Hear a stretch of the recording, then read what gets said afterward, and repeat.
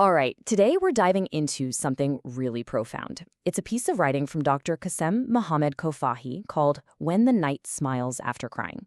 And really, it's all about that journey through tough times, that search for meaning when things get hard.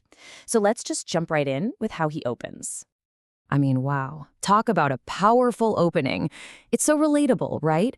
That feeling of being, well, invaded by hardship. It's not something you invite in. It just shows up, this heavy, unwelcome guest, and sits right down in your heart without even asking. It just takes over. So the author actually breaks this whole experience down into different stages.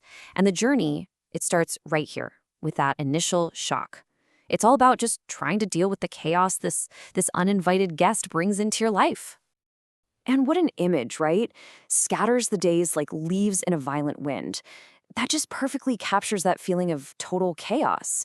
When everything you thought was solid and planned out is just gone, thrown everywhere.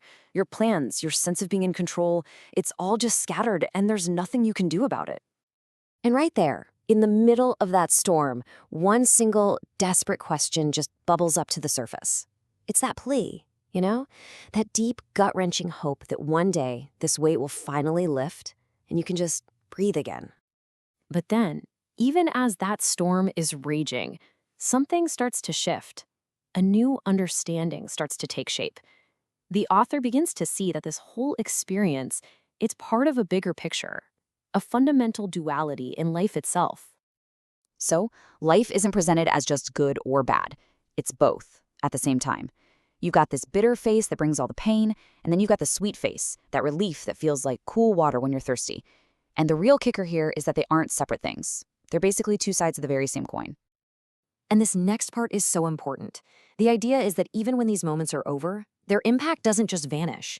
Deep pain, he suggests, leaves a permanent mark, like a tattoo of pain. It becomes a part of you, a permanent reminder of what you've been through. Okay, so this brings us to a really crucial turning point, because right from inside the pain itself, a sort of quiet wisdom starts to whisper. It starts to offer a new way of looking at everything, a new way to get through it. And that first whisper is acceptance. Now, this isn't about giving up or just letting things happen to you, not at all. It's described as a kind of comfort, a solace you find when the road just gets too heavy.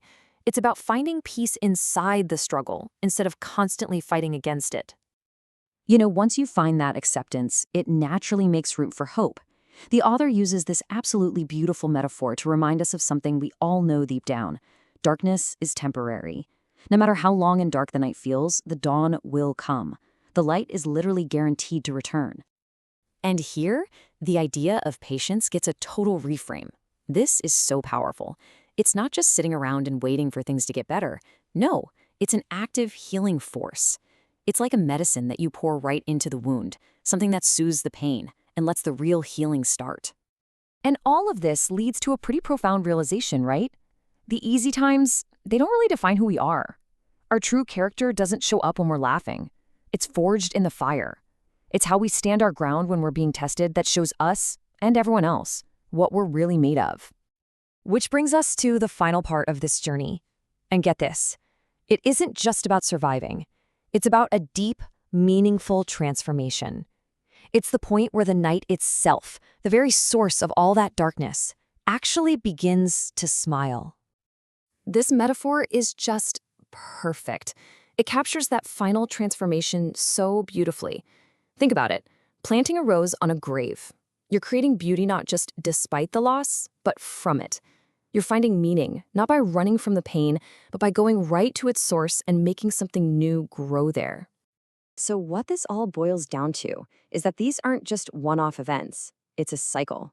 Life is this constant journey back and forth between darkness and light, between a bitter cup and a sweet one, between falling down and rising back up. And maybe the biggest takeaway is this. Inside every single sorrow, there's a hidden seed of a joy that's yet to come. And once you have that understanding, your whole perspective on your own life just changes. It's not a random string of bad things happening to you anymore. Instead, it becomes a meaningful story, your own small legend, packed with struggle, yeah, but also with resilience and, finally, transformation. So, to wrap this up, the question gets turned back to you. Think about it. In which chapter of this journey do you find yourself right now? Are you dealing with that uninvited guest? Are you starting to hear those first whispers of wisdom? Or maybe you're learning how to plant that rose in a place of loss. Where are you in this universal story of falling and rising?